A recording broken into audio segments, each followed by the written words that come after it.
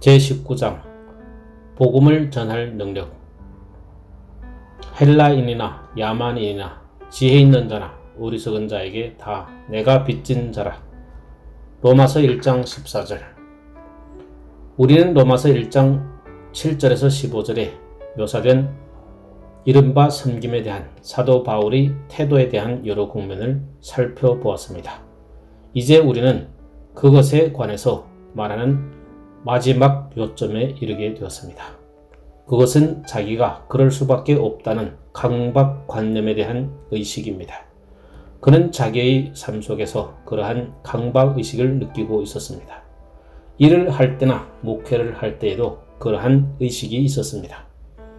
그 점이 여기서 우리에게 매우 분명하게 표현되어 나타나 있습니다. 물론 사도가 1차적으로 이 시점에서 자신에 관해서 말하고 있습니다.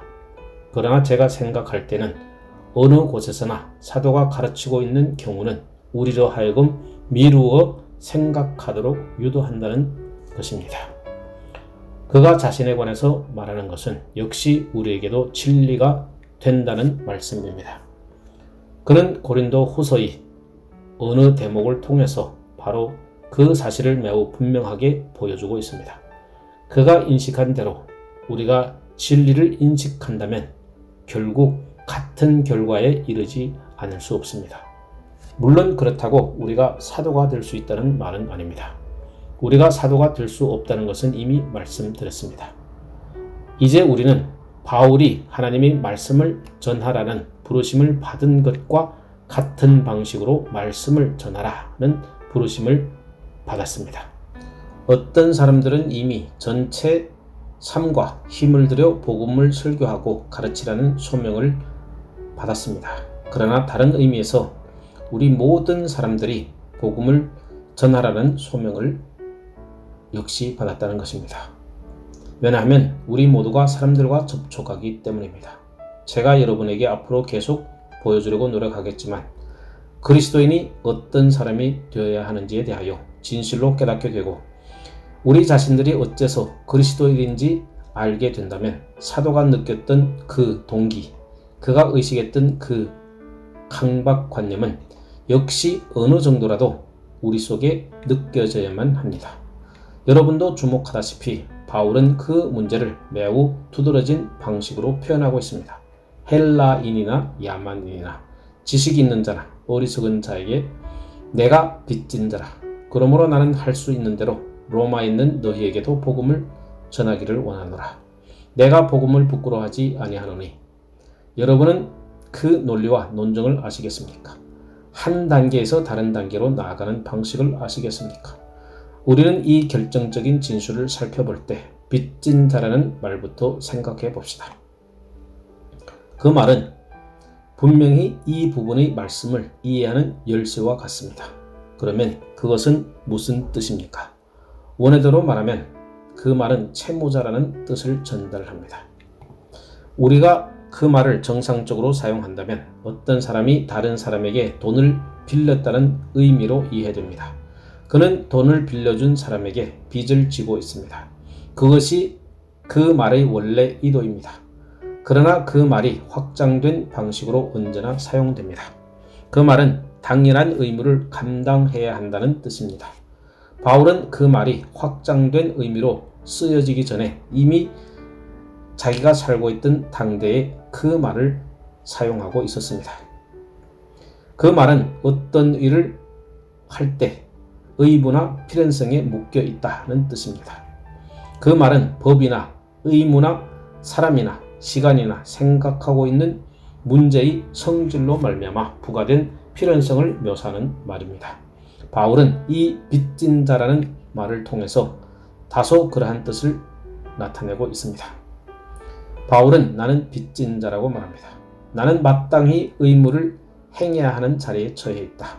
그리고 우리는 사도가 느꼈던 이 당위성, 즉 이 필연성의 성격을 숙고해야 합니다. 그 당위성이 너무나 강한 나머지 그는 일부러 이 말을 채용했던 것입니다. 어떤 의미에서 그는 율법의 강제 아래 있는 사람과 같습니다. 그는 채무자로서 피소당한 사람입니다. 그는 피고석에 서 있습니다. 그를 향하여 재판이 열리고 있습니다. 그 당위성은 그처럼 강하였습니다. 사도는 내가 바로 그러한 사람이라고 말합니다. 그것이 바로 그의 일이었고 그의 삶이었습니다. 나는 이 복음을 전하기 위해서 세상에 두루 다닌다. 나는 그 이유 때문에 그렇게 하고 있다. 바울이 여기서 우리에게 정확하게 무엇을 말하고 있습니까? 제가 말씀드리지만 그는 자신에 관해서 말하고 있을 뿐만 아니라 우리 모두가 어느 정도로는 어떠한 의식을 가져야 하는지를 묘사하고 있기 때문입니다. 그리고 저는 이 사람이 매우 특별한 방식으로 하나님의 복음이 전령이었다고 믿기 때문에 그 문제를 강조하고 있는 것입니다. 우리 모두 그렇게 믿어야만 합니다. 우리가 그 안에서 보는 것, 그것도 우리가 상상할 수 있는 한도 내에서 가장 강력한 모습으로 발견하는 것을 우리 모두도 원리적으로 의식하고 있어야 합니다. 우리는 변명과 구실을 대지 맙시다.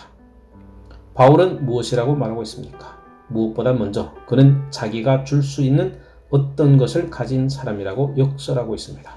11절에서 이미 내가 너희 보기를 심히 원하는 것은 무슨 신령한 은사를 너희에게 나누어 주어 너희를 견고케 하려 함이니 라고 말한 바 있습니다. 다시 말하면 그들에게 건네줄 신령한 것이 있다는 말입니다.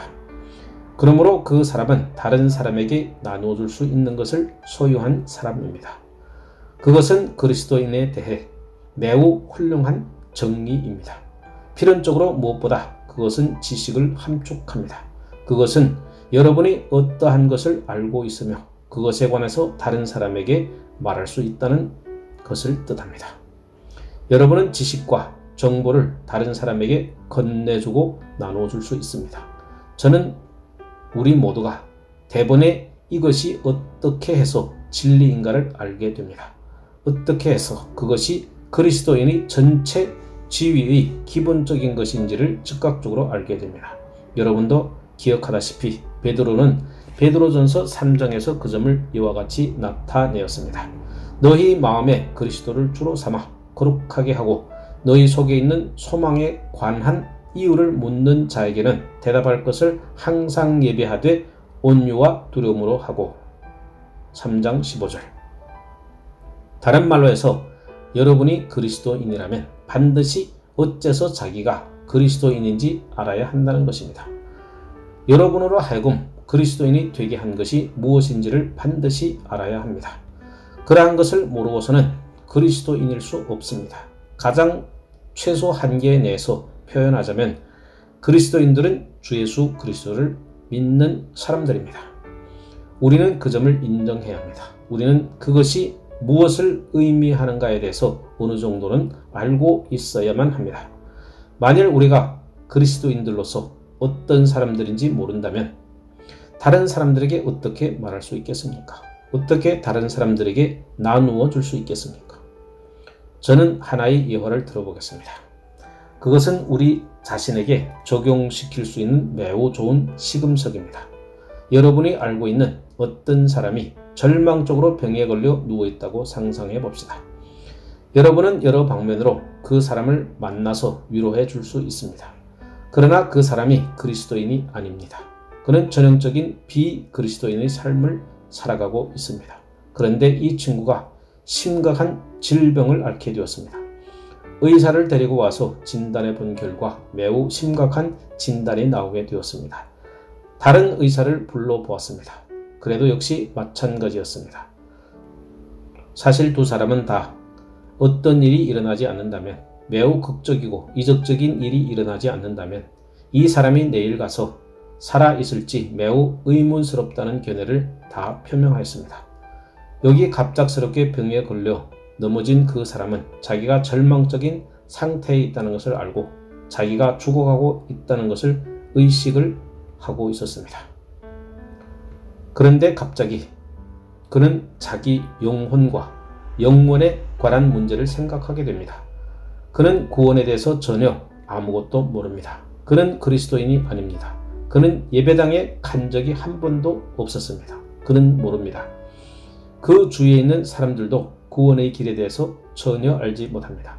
그때 갑자기 그 사람은 여러분을 생각해냅니다. 왜냐하면 그는 여러분이 그리스도인인 것을 알고 있기 때문입니다. 그는 고뇌와 절망 속에서 여러분을 불러오라고 사람을 보냅니다. 물론 여러분은 어찌할까 망설여서는 안 됩니다. 그에게 가야 합니다. 여기에 시금석이 있습니다. 여러분은 죽음에 가까이 나가고 있는 이 사람을 바라보면서 침대 곁에 서 있습니다. 그는 무엇인가를 원합니다. 그는 도움을 원합니다. 그는 어떻게 죽어야 할지 모릅니다. 과거 자기가 산 삶 속에서 의지할 만한 것이 하나도 없습니다. 현재에도 그럽니다. 그는 자기가 들어가게 될 그 영원한 세계를 무서워하고 있습니다. 여기에 간단히 던져야 할 질문이 있습니다. 여러분은 그 사람에게 건네줄 수 있는 무엇을 가지고 있습니까? 여러분이 선하고 멋지고 도덕적인 사람이라 할지라도 그것 가지고는 충분하지 못합니다. 여러분은 모든 덕행을 실행하는 모범일 수도 있습니다. 그러나 그 사람에게 넘겨줄 것이 하나도 없다고 합시다. 그러면 그것이 그에게 아무런 도움을 주지 않습니다. 그러므로 그 사람에게 물론 자네는 내게 여러 가지 질문을 던지기 시작하는군. 자네가 정말 나처럼만 선한 삶을 살기만 했다면 이와 같은 느낌을 가지지는 않았을 것일세 라고 말한다고 할지라도 소용이 없습니다. 그것이 그에게 도움이 되겠습니까? 정말 아무런 도움이 되지 않습니다. 여러분은 그에게 아무것도 주고 있는 것이 아닙니다. 여러분은 오히려 그의 근심과 비참만을 가중시킬 따름입니다. 아니, 그리스도인은 선하고 도덕적인 사람에 불과하지 않습니다. 왜냐하면 우리가 아무리 선하고 도덕적이라고 할지라도 다른 사람에게 그러한 자질들을 전달할 수 없기 때문입니다. 구원을 구하거나 그것을 발견하려고 애쓰기만 한다면 그 사람은 그리스도인이 아닌 것이 틀림없습니다. 왜냐하면 그러한 입장이라면 그는 이 사람에게 아무것도 줄 수 없기 때문입니다.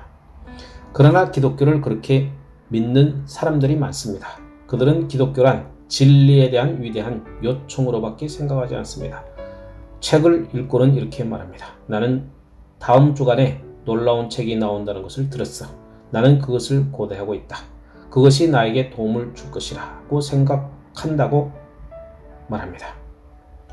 그것이 오늘 밤이 되기 전에 죽을 사람에게 무슨 가치가 있겠습니까? 눈먼 사람이 소경을 인도할 수 있습니까? 물론 할 수 없습니다. 그리스도인은 어떤 것을 가지고 다른 사람에게 그것을 줄 수 있는 사람이라고 바울은 말합니다.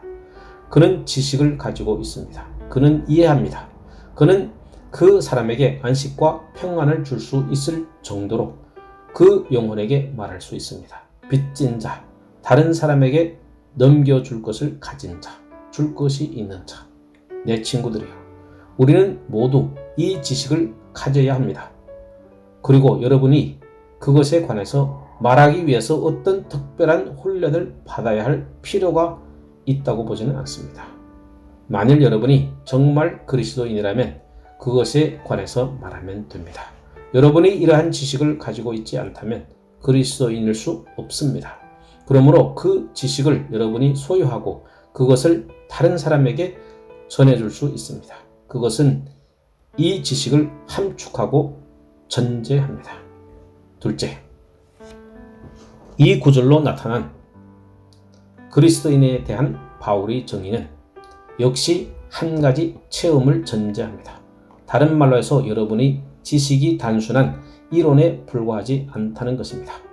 여러분의 삶 속에서 이에 대해서 무엇인가를 알게 됩니다. 여러분은 그것을 의지하는 것이 무엇인지 스스로 압니다. 그래서 여러분 자신을 그 사람의 입장에 놓고 보게 될 때, 죽음이 여러분 앞에서 얼른거릴 때 여러분은 그 확신을 알고 가지게 될 것입니다. 여러분은 그러한 경우에 여러분의 지위에 대하여 불평하지 않을 것입니다. 분명히 말해서 다른 사람에게 그 축복을 나누어 줄 수 있고 건네줄 수 있는 이 능력은 어쨌든지 간에 두 가지 요점을 전제합니다. 바울은 매우 명백하고 뚜렷하게 그 지위에 있었습니다. 우리 모두 그러한 입장에 처해 있는 것이 아닙니까? 여러분은 여러분이 믿어왔던 분을 아십니까? 여러분이 무엇을 믿었는지 아십니까? 여러분이 여러분 속에 있는 소망에 관한 이유를 묻는 사람에게 대답할 수 있습니까? 여러분은 죽음과 무덤에 대한 공포를 잊었습니까? 여러분은 하나님을 만날 채비가 되어 있습니까? 바로 그것이 지식입니다. 우리가 이미 살펴본 요점입니다. 지금 그 문제에 대해서 오랜 시간을 끌지는 않겠습니다. 이 병든 사람이 하나님과 지금 정상적인 관계를 수립할 수 있다는 사실, 그것이 바로 하나님의 아들이 복음입니다. 믿음으로 의롭다 하심을 얻는다는 것입니다. 그는 기다렸다가 더 나은 삶을 시작하려고 해서는 안 됩니다. 왜냐하면 그렇게 할 정도로 오래 살아있지 못할 것이기 때문입니다. 그는 몇 시간 안에 죽어갈 것입니다. 사도가 매우 강조하고 싶어하는 다음의 사실은 자기는 이것을 모든 사람에게 줄 수 있다는 것입니다. 그는 헬라인이나 야만인이나 지식 있는 자나 어리석은 자에게 다 내가 빚진 자라고 말합니다. 그것은 단순한 방법이 아닙니다. 같은 말을 중복적으로 표현하는 것도 아닙니다. 헬라인이나 야만인이나 그것은 온 세계를 다 지칭하는 말입니다. 헬라 사람들은 인류 세계 전체를 헬라인과 야만인으로 나누었습니다. 헬라인이 아니면 야만인 둘 중에 하나에 속하게 만들어 놓았습니다.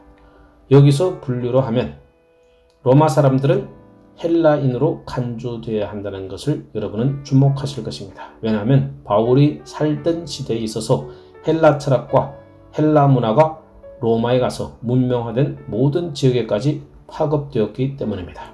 그러므로 어떤 의미에서 로마 사람들이 헬라 문화에 속해 있다고 보는 사도 바울의 견해는 옳다고 볼 수 있습니다. 실제로 로마가 정치적인 의미에서 헬라를 정복하기는 했지만 문화적으로는 헬라가 로마를 정복했습니다. 같은 방식으로 유대인들은 야만인들 속에 포함되어 있었습니다. 그래서 바울은 여기서 이 가치 있고 값으로 따질 수 없을 정도로 귀한 지식을 온 여러 열방에 속한 사람들에게 나누어 줄 수 있다고 말하고 있는 것입니다. 그러나 그는 또 다른 등급을 첨가하여 말하고 있습니다. 지혜 있는 자나 어리석은 자에게 여러분은 민족적으로 인류를 분류할 수 있을 뿐만 아니라 능력과 이해 정도에 따라서도 분류할 수 있습니다. 그것을 갖고 있느냐, 갖고 있지 못하느냐에 따라서 분류할 수 있다는 말입니다. 다른 말로 해서 나는 이미 교수들이나 학생들, 진정으로 위대하고 유능한 지성적인 거인들에게 뿐만 아니라 어떤 교육적인 기회를 전혀 누리지 못했던 사람들에게도 이 지식을 나눠줄 만반의 채비가 되어 있다라고 바울은 말하고 있는 것입니다. 이것은 우리에게 있어서 절대적으로 사활적인 요점입니다. 하나님께서 허락하시면 우리가 이 서신을 계속 연구해 나갈 터인데 바울이 이 서신에서 그 점을 여러 번 말하고 있음을 우리 모두 함께 발견하게 될 것입니다. 그것은 로마서 1장 18절에서 3장 마지막까지 이르는 대목의 주제입니다. 그는 그 주제를 모든 사람이 죄를 범하였음에 하나님의 영광에 이르지 못하더니 3장 23절라는 말로 요약합니다. 의인은 없나니 하나도 없도다. 3장 10절. 우리가 알거니와 무릇 율법이 말하는 바는 율법 아래 있는 자들에게 말하는 것이니 이는 모든 입을 막고 온 세상으로 하나님의 심판 아래 있게 하려 함이니라. 3장 19절. 그는 그 점을 3장에서 그와 같이 요약합니다. 그러나 여기서는 그것을 처음 소개하고 있습니다. 바로 그 점이 그로 하여금 복음을 그처럼 자랑스럽게 여기게 하는 것입니다. 바울은 말하기를 내가 어떠한 사람이라도 달라. 나에게 어떤 영혼이라도 맡겨보라. 나는 그 영혼에게 빚진 자다. 여러분은 이 점이 얼마나 사월적으로 중요하며 오늘 현실에 있어서 그 점을 얼마나 잘 기억해야 하는지 아시겠습니까? 예수 그리스도의 복음은 누구에게나 다 필요합니다. 여러분이 영국에서 태어났든지 일본에서 태어났든지 남아프리카의 어느 나라에서 태어났든지 간에 그것은 문제가 되지 않습니다. 모든 사람이 다 복음을 필요로 합니다. 기독교 국가와 같은 것은 없습니다. 여러분이 소위 기독교 국가에서 태어났다 할지라도 그것이 여러분을 그리스도인으로 만드는 것은 아닙니다. 도덕적으로 말해서 사람들이 선하냐 악하냐 하는 것은 문제가 되지 않습니다. 모든 사람이 다 복음을 필요로 합니다. 그러므로 여러분은 가장 방탕스럽고 폐인같이 된 사람뿐만 아니라 가장 홀렁해 보이는 사람에게도 복음을 전하고 복음에 대해서 말할 필요가 있습니다. 여전히 모든 사람에게 같은 복음이 적용됩니다. 배운 사람들, 철학자들도 가장 무식한 사람들과 정확히 똑같은 입장에서 복음을 필요로 합니다. 이 점은 성경 어느 곳에서나 역설되는 요점입니다. 만일 우리가 그것을 알리는데 실패한다면 우리는 그리스도인으로서 그만큼 실패하는 것입니다. 누구나 다 이 복음을 필요로 합니다. 여기에 전체 인류를 위한 공통 분모가 있습니다. 그 공통 분모는 하나뿐입니다. 모든 사람들은 하나님을 대면하여 다 비참하고 절망적이고 공고한 죄인들입니다. 여러분과 저는 그리스도인들로서 마땅히 그 점을 그들에게 분명히 해줘야 합니다. 우리는 모든 종류와 모든 유형의 사람들에게 빚진 자들입니다. 또한 성품과 심리와 다른 어떠한 것을 가지고 있다 할지라도 그러한 여러 가지 요소로 복합적으로 구성되어 있는 모든 각 인격에 대하여 다 빚진 자입니다. 정규적인 콤플렉스 같은 것은 없습니다. 복음은 어떠한 사람들만 위한 것이 아닙니다. 모든 사람이 그 복음을 필요로 하는 것은 누구나 다 하나님께 책임을 져야 하며 근면간에 하나님을 만나게 될 것이기 때문입니다. 바울이 말하는 세 번째 요점은 그에게 줄 것이 있다는 것입니다. 모든 사람은 그것을 필요로 합니다. 그렇습니다. 그러나 여기서 그는 자기가 그것을 모든 사람에게 줄 수 있다고 역설하고 있습니다. 그것은 약간 다른 요점입니다. 제가 볼 때 그 점은 우리가 사는 오늘 현대에 있어서 특별히 매우 중요한 요점입니다. 굉장한 지성을 갖추고 심오한 능력과 놀라운 논리적이고 이성적인 능력을 갖추고 이력을 갖춘 이 사도 바울 같은 사람을 예로 들어봅시다. 현대 교육과 그 현대 교육의 방식과 관념의 차원에서 그러한 사람을 생각할 때 우리는 의심할 여지 없이 이러한 결론을 내리게 될 것입니다. 물론 그러한 사람은 아마 철학자들에게는 좋은 설교자가 될 것이다. 또는 그와 같은 류의 사람들에게는 잘 설교할 것이다. 그러나 그와 같은 사람을 야만인에게는 보내지 않는 것이 좋다. 야만인이 아닌 지혜로운 사람들에게 복음을 전하도록 그를 보내야 한다. 야만인들이 어떻게 그가 말하는 것을 이해할 수 있겠는가? 그 야만인들은 그러한 사람의 말을 청종할 만큼 큰 이지를 갖고 있지 못했다. 그들은 그가 하는 말의 용어를 이해하지 못할 것이다. 아니라 위대한 교수들은 그러한 류의 사람에게만 말할 수 있다. 평범하고 무지하고 글을 모르는 사람에게 오면 어떤 대중적인 설교자를 보내는 것이 좋다. 그 사람이 그들을 이해할 것이다. 그들도 그 사람이 말하는 것을 이해할 것이다. 바울은 결코 그렇지 않다. 잠시도 그것은 진리가 아니다 라고 말합니다.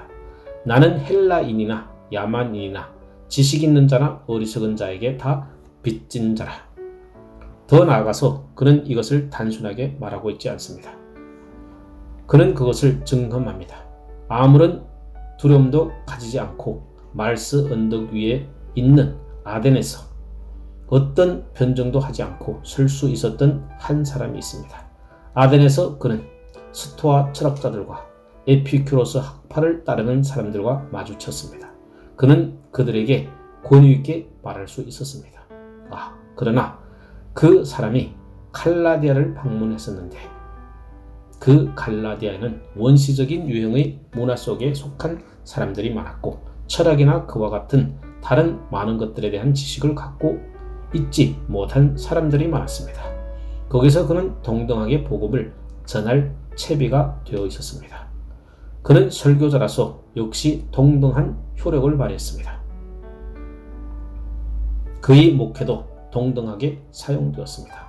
바울은 어떤 학문을 연구하는 중심지에서뿐만 아니라 대도시의 슬럼가에서도 역시 그 모든 일을 잘 해냈던 것입니다. 지혜 있는 자나 어리석은 자 모두에게도 잘 해냈을 것이라는 말씀입니다. 그가 어느 곳에 있든지 그것은 문제가 되지 않습니다.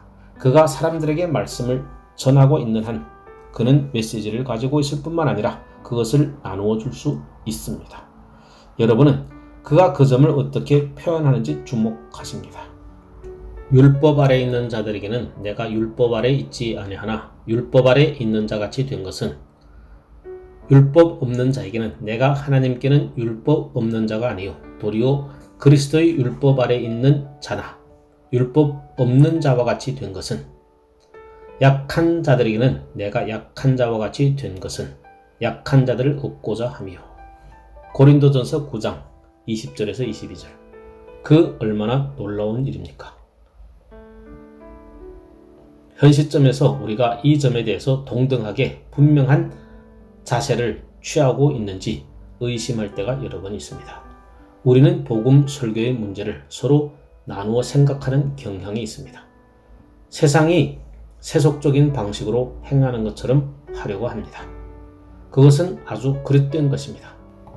만일 설교자가 자기의 복음을 모든 사람에게 전할 수 없다면 그러한 설교자가 어느 사람에겐들 복음을 전할 수 있는가 하고 의문을 답니다.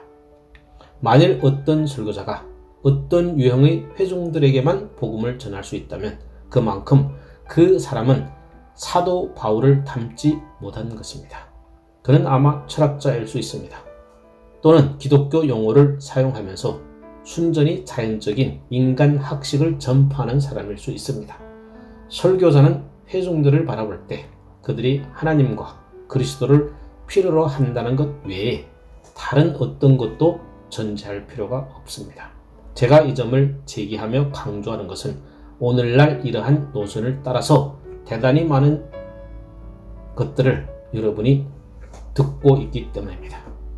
학생들이나 목회를 위해서 수련을 받고 있는 다른 사람들은 공장이나 그와 비슷한 곳에서 자기들의 시간을 일부를 쓰지 않으면 안 된다고 주장하는 것을 듣습니다. 여러분은 그 사람들의 논리가 무엇인지 알겠습니까? 그들은 이렇게 말합니다. 설교자가 공장 노동자의 조건과 환경을 알지 못하는 한 그들에게 어떻게 설교할 수 있겠는가? 그는 가서 3개월 이상 공장에서 일해보고 그들을 이해하며 그들의 사고방식과 그들의 정신구조를 이해해야 한다. 그런 다음에야 그들에게 설교할 수 있을 것이다. 오늘날 그 이론을 진지하게 옹호할 뿐만 아니라 심지어 그것을 실천에 옮기는 일도 허다합니다. 만일 사람들의 입장과 환경과 조건과 그들의 사고방식을 정확히 알지 못한다면 그들에게 설교할 수 없다는 논리입니다. 그러한 논리는 비성경적입니다. 뿐만 아니라 그러한 것들을 심각하게 생각하는 즉시 매우 어리석어진다는 것을 알아야 합니다.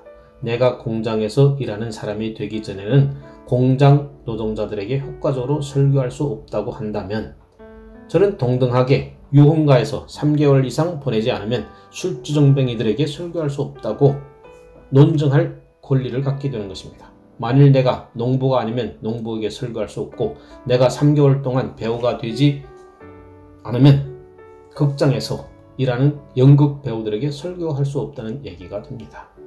그러한 생각은 얼마나 기괴하기 짝이 없습니까? 그러나 오늘날 그러한 말이 유행하고 있습니다. 때로는 복음적인 그리스도인들마저 그러한 말을 하고 있습니다. 그것은 설교자가 자기 회중에 관하여 그러한 방식으로 아무것도 알 필요가 없다는 사실을 이해하지 못했음을 지시하는 것입니다. 왜냐하면 그는 이미 알려질 필요가 있는 오직 한 가지를 알고 있으면 되는 것입니다. 설교자는 자신과 같이 그들도 죄인이라는 것을 압니다. 하나님의 은혜가 아니고서는 그들은 상실되고 정죄받고 있다는 사실을 압니다. 정말 그렇습니다. 설교란 다른 모든 것을 필요로 하지 않습니다. 모든 설교의 실질적인 형태나 표현이 아주 약간 다를 수 있는지에 대한 것은 숙고할 필요는 있습니다. 그러나 그것은 그렇게 별로 중요한 것이 아닙니다. 왜냐하면 이러한 다양한 체험을 해보지 아니한 이 바울 같은 사람이 성령의 감동과 인도를 따라서 모든 사람들에게 설교할 수 있기 때문입니다. 저는 그 점을 또 다른 방식으로 지적해 보려고 합니다. 매우 최근에 저는 어떤 매우 흥미있는 토론에 참석한 적이 있었습니다. 그때 제기된 문제는 그것은 매우 중요한 질문이었습니다. 어째서 그리스도인들, 특별히 복음적인 사람들인 우리들이 어떤 유형의 사람들에게만 호소력을 가질 수 있는가? 어째서 우리 교회들 가운데 대다수의 사람들이 여자며 남자들은 복이 드물다고 말하는 것이 진리가 되었는가? 어째서 오늘날 교회가 노동계층과는 전혀 접촉점을 찾지 못하는 것처럼 보이는가? 어째서 우리가 도시 근교에 살고 있는 사람들에게만 호소력을 갖고 있는 것처럼 보이는가? 오늘날 그리스도인이 멋지고 친절하고 훌륭한 사람들보다 나을 것이 없어 보이는 것은 무엇 때문인가? 질문자는 그렇게 질문을 던졌습니다. 물론 그 사람은 사람들이 참된 회심을 체험한 것을 당연한 일로 간주하고 있었습니다. 그의 질문은 어째서 우리가 다른 사람들을 접촉하고 있는가? 어째서 사람들에게 매력을 끌지 못하는가 하는 것이었습니다. 매우 훌륭한 질문입니다. 그리스도인들인 우리 모두는 그 문제를 매우 심각하고 긴박하게 대면해 보아야 합니다. 제가 볼 때 그 질문에 대한 답변은 우리가 지금 생각하고 있는 이 구절에서 얻을 수 있습니다. 사도는 자기의 호소가 모든 남녀, 모든 지위와 등급, 모든 능력의 차이를 가진 모든 사람들, 또한 어떠한 영혼에게도 미쳐야 한다고 주장하고 있습니다. 그 사람은 스토아 학자들이나 에피큐로스 학파에 속한 사람들에게 뿐만 아니라 가이사의 집에서 노예로 있는 사람들에게도 설교할 수 있는 사람이었습니다. 여러분은 그의 목회의 범주를 아시겠습니까? 그러면 그의 그러한 자세를 어떻게 설명하여야 하겠습니까? 만일 여러분이 복음을 온전하게 전하고 그것을 모든 사람에게 적용한다면, 곧 이지와 마음과 의지 전체에 적용한다면, 우리가 하나님의 뜻 전체를 개인의 전체 인격에 전한다면, 그러면서 성령을 의지한다면 오늘날 복음이 모든 유형과 모든 종류와 모든 부류의 사람들 속에서 그 결과를 산출해낼 것을 발견하게 될 것입니다. 초대교회에서뿐만 아니라 부흥과 각성이 일어나는 여러 가지 시기에도 그러한 일이 있었습니다. 저는 여러분으로 하여금 이 문제를 기도하는 심정으로 주의 깊게 생각해 보도록 촉구합니다. 분명히 사도의 말은 우리 자신의 방식을 정죄하고 있습니다. 복음을 전달하는데 무엇인가 잘못이 있습니다. 만일 우리 설교와 복음이 어떤 사람들에게만 호소력을 가진다면 우리가 그러한 사람들에게만 호소력을 갖도록 설교하고 있는 것입니다. 우리는 무엇인가 놓치고 있습니다. 메시지에 속한 부분이 잘못이 있든지 아니면 그 메시지를 전인을 향하여 적용하고 있지 않든지 둘 중에 하나입니다. 우리가 어떤 감성적인 유형의 사람들에게만 호소력을 갖게 합니까? 우리들이 메시지에 충분한 지성이 있습니까? 우리가 그들로 하여금 생각하게 하는데 실패하고 있습니까? 우리의 메시지가 육신적인 사람에게 거스리는 것은 없습니까? 메시지가 자기들을 때리고 자기들의 마음을 상하게 할 때 그러한 메시지를 좋아하는 사람이 있다는 것은 참 흥미롭습니다. 그들이 참아낼 수 없는 오직 한 가지가 있는데 그것은 감상주의적인 것입니다. 그들에게 강하고 심지어 냉엄한 것을 주십시오. 비록 그들이 그들을 상하게 한다 할지라도 그들은 그것이 옳다는 것을 압니다. 그러므로 그들은 그 말을 들을 것입니다.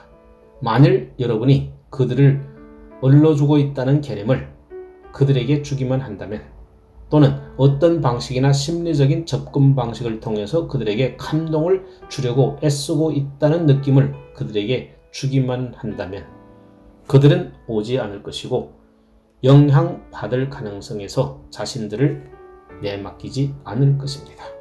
분명히 말해서 전체 기독교회에 속한 우리 각자 모두에게 그 점은 하나의 난제가 되고 있습니다. 어째서 대다수의 사람들이 복음에 접촉하지 못하고 밖에 그냥 있습니까? 우리가 주 예수 그리스도의 복음은 어떤 사람들만 위한 것이라는 인상을 끼친 것이 아닌가 하는 생각이 들기도 합니다. 우리가 사람들에게 우리들이 전하는 이 복음이 그들에게 해당이 되지 않는다는 인상을 끼친 것이 아닐까요? 만일 그렇다면 하나님께서 우리를 긍휼히 여기시기를 바랍니다. 그러므로 저는 말씀드립니다. 우리가 명심해야 합니다. 바울이 했던 대로 두려움 없이, 편벽됨 없이, 사람의 어떤 국면을 바라봄 없이 하나님의 전체 뜻을 나타내도록 조심해야 합니다. 우리는 이 서신들 속에 있는 이른바 모든 지성을 겸비한 그 장엄한 내용을 담아서 주도록 합시다. 여러분도 기억하다시피 사도의 편지를 바라보는 사람들 중에 가이사의 집에서 노예로 있는 사람들이 많았습니다. 20분 이상 하는 설교는 들을 수 없다. 너무 이지적이지 말아야 한다.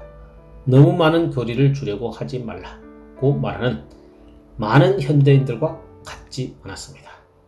오늘날 복음적이라고 하는 많은 사람들이 그렇게 말을 하고 있습니다. 우리가 언제나 동일한 사람의 유형들만 산출하고 있는 잘못을 범하고 있는 일이 놀라운 일입니까? 성경으로 돌아가서 사람들의 이지와 마음과 의지를 위한 전체 복음을 전하도록 합시다. 한 면만 강조하느라고 다른 부면들을 희생하지 말고 전체를 다 전합시다. 전인을 위한 전체 복음을 전합시다. 그때 성령께서 그것을 적용하실 것이고 조지 휘필드 같은 사람이 설교했던 200여 년 전 런던에서 일어나곤 했던 일들을 목격하게 될 것입니다. 그는 광부들에게 설교할 수 있었으며 광부들은 회심했습니다. 그렇습니다. 헌팅돈의 여백작은 런던의 웨스트 엔드에 있는 차기의 응접실을 내주어 사람들로 가득 채우곤 했습니다. 체스터 필드 경과 같은 다른 모든 류의 귀족들이 함께 모여와 설교를 들었습니다. 그리고 그들 가운데 여러 사람이 회심하게 되었습니다. 같은 설교자의 설교를 들었다는 말입니다. 그는 그 모든 사람들에게 같은 복음을 설교했습니다. 성령께서 그 설교를 높이셔서 효력 있게 하셨던 것입니다. 사도는 빚진 자라서 자기는 줄 것을 가지고 있다고 말하고 있습니다. 그리고 모든 사람이 그것을 필요로 하고 있다고 말합니다. 그는 그것을 모든 사람에게 줄 수 있습니다. 저와 여러분은 다 같이 이지적인 사람뿐만 아니라 이지적이지 못한 류의 사람들에게도 복음을 줄 수 있어야 합니다. 이 문제에 있어서 특별한 류의 사람들이란 있을 수 없습니다. 다시 말씀드리지만 내가 어느 누구에게나 설교할 수 없다면 제 스스로 나는 어느 누구에게도 설교할 수 없다고 말하는 셈이 됩니다. 그럼 그 진술을 예증하여 드리겠습니다. 언제가 제가 겪었던 한 도전을 기억합니다. 그것은 제가 말씀드리는 이 요점을 매우 용의 주도하게 나타낸다고 생각합니다. 어느 주일날에 바로 여기서 설교하고는 그 다음에 시골로 휴가를 떠났습니다. 나는 그 첫 번째 주일에 설교하지 않았습니다. 그러나 노 목회자가 있는 곳에 자리를 잡고 앉았습니다. 그는 3번 설교하기로 되어 있었습니다. 그날은 매우 더웠습니다. 나는 정말 너무 뜨거워 그분이 그 일을 해낼 수 없을 것이라고 생각했습니다. 그래서 저는 자원하여 그를 위하여 오후 예배에 참석하기로 하였습니다. 산을 넘어서 가로질러 그 작은 예배당에 가야만 했습니다. 저와 제 아내는 거기에 갔습니다. 강단에 올라가 내가 설교할 회중들을 바라보았습니다. 회중은 내 아내를 포함해서 5사람이었습니다. 솔직히 더 첨가해 말씀드리자면 마귀가 내게 와서 나를 시험하였고 이런 식으로 나를 끼웠습니다. 자, 물론 5사람밖에 되지 않으니 간단히 말하고 그만 치우라. 내가 그런 류의 일에 적당하지 못하다는 사실을 떠나서 냉정을 되찾았습니다. 저는 제 자신에게 이렇게 말했습니다. 만일 내가 이 5사람에게 설교하되 웨스트민스터 교회에서 지난주에 설교했던 것과 같은 똑같은 방식으로 설교하지 못한다면 너는 금명간 그 강단에서 나오는 것이 더 낫다. 저는 하나님의 은혜로 말미암아서 웨스트민스터 교회당에서와 똑같은 방식으로 그곳에서 설교할 수 있었습니다. 제 생애 전체에 있어서 그 예배보다 더 영광스러웠던 때가 있었는지 기억나지 않습니다. 자기 회중을 의식하는 설교자는 강단에 서는 것이 합당치 못합니다. 사도가 여기서 우리에게 말하는 마지막 요점은 자기가 이 메시지를 줄 수 있을 뿐만 아니라 주어야만 한다는 느낌을 가지고 있다는 점입니다. 나는 빚진 자라. 어째서 그는 이 강박관념을 느낍니까? 거기에 많은 대답이 주어질 수 있습니다. 첫째로 그의 소명, 그의 사명 때문입니다. 이는 우리가 다 반드시 그리스도의 심판대 앞에 드러나 각각 선악간에 그 몸으로 행한 것을 따라 받으려 함이라. 우리가 주의 두려우심을 알므로 사람을 권하노니 우리가 하나님 앞에 알리워졌고 또 너희 양심에도 알리워졌기를 바라노라. 고린도후서 5장 10절에서 11절. 이것이 첫 번째 이유입니다. 주께서 다메섹 도상에서 그에게 사명을 맡기셨습니다. 가서 설교하라고 보내셨습니다. 바울은 자기의 목회 사역과 자기 청지기직에 대해 주님 앞에 직고해야 할 것입니다. 그가 사용하는 용어가 어떠한지 아셨습니까? 우리가 주의 두려우심을 알므로 사람을 권하노니.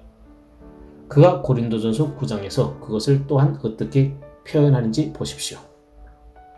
바울은 이러한 일을 한다고 해서 나를 칭찬하지 말라고 말합니다. 부득불 할 수밖에 없다는 것입니다.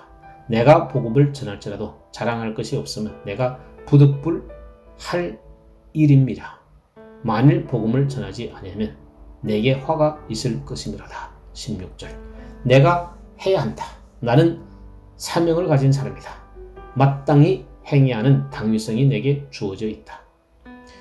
여기에 함축된 또 다른 요점은 분명히 이것입니다. 곧 섬뜩하기 짝이 없이 긴박한 사람들의 필요입니다. 바로 그것이 급하게 재촉한 것입니다. 만일 저와 여러분이 우리 주위에 있는 수천의 사람들의 조건과 상태를 온전히 인식하기만 한다면 우리는 잠을 이루지 못할 때가 가끔 있을 것이라고 생각합니다. 여러분은 진정으로 불신자, 믿지 않은 채 죄 가운데서 죽어가는 사람들이 정말로 지옥으로 간다는 것을 믿고 아십니까? 좋습니다. 만일 우리가 진정으로 그것을 믿는다면 우리 삶의 강박관념을 느껴야 할 것입니다. 여러분은 사람들이 여러분에 대해서 무엇라고 생각하는지에 대해서 관심을 두지 않을 것입니다. 이러한 문제들에 대해서 그렇게 세심하지 않고 그들이 어떠한 사람이든지 누구든지 그들은 죄 가운데 죽어가고 있다고 말할 것입니다. 그들은 정말 곤고한 사람들입니다. 그들은 더 나쁜 것을 맡게 될 것인데 그런 식으로 말하면서 나는 말해야 한다고 말할 것입니다. 나는 말해야 합니다. 바울이 알고 인식한 대로 다른 사람들이 처해 있는 긴박한 상태가 그러합니다. 다시 그는 이 영광스러운 복음이 자기를 위해서 해놓은 일을 의식하고 있습니다. 영광스러운 복음으로 말미암아 모든 기쁨과 평강과 행복을 체험함에 따라서 그는 다른 모든 사람들도 같은 유익을 누릴 수 있기를 간절히 바랍니다. 바울은 그래서 나는 빚진 자라고 말합니다. 그런 다음에 끝으로 강조할 요점은 복음 자체입니다. 여러분은 제가 무엇을 뜻하는지 아시겠습니까?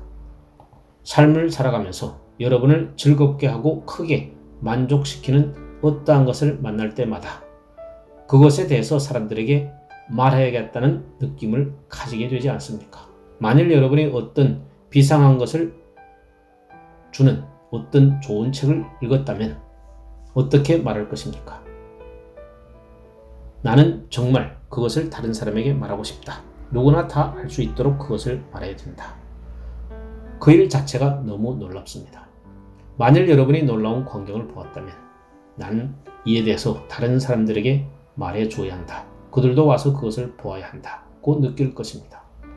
그것이 무엇이든지 간에 우리는 언제나 우리 혼자만 간직할 수 없다는 것을 느낍니다. 우리는 언제나 우리의 복락을 나누어 주기를 소원합니다. 우리 주께서는 잃어버린 동전과 여인의 이야기 속에서 그 점을 아주 완벽하게 표현하였습니다. 그 여자는 상당한 노력을 기울인 후에 그것을 발견했을 때 이웃들에게 와서 나와 함께 즐기자. 내가 그것을 찾았노라 라고 말했습니다. 양을 잃어버린 목자도 역시 같았습니다. 아들을 잃어버렸던 아버지도 역시 같았습니다. 아들을 찾은 후에 역시 똑같은 일을 했습니다. 여기에 이 영광스러운 복음이 바로 그러합니다. 여러분은 바울이 고린도 후서 5장에서 그 점을 어떻게 표현하는지 주목하실 것입니다. 그리스도의 사랑이 우리를 강권하는도다. 그는 마치 바이스 안에 있는 사람과 같습니다. 바이스가 계속 감아 올려지고 조여지게 됩니다. 결국 그 안에 있던 사람은 눌려서 생명을 거의 잃을 정도가 됩니다. 사도를 그렇게 누르고 있는 것이 무엇입니까? 그리스도의 사랑입니다. 그 기이한 것이 바로 그를 누르고 있습니다. 화목의 복음, 이 하나님의 사랑, 자기 독생자를 보내셔서 우리를 위해서 죄를 삼으신 이 하나님의 사랑. 바울은 그것을 알았습니다. 그리고 그는 다른 모든 사람들도 그것을 알고 그것을 누리기를 소원합니다. 다른 사람들이 그것을 자랑하고 그것에 참여하기를 바라고 있습니다. 복음 자체의 놀랍고 영광스러운 특성이 그로 하여금 헬라인이나 야만인이나 지혜 있는 자나 어리석은 자에게 빚진 자가 되게 하였습니다. 아멘.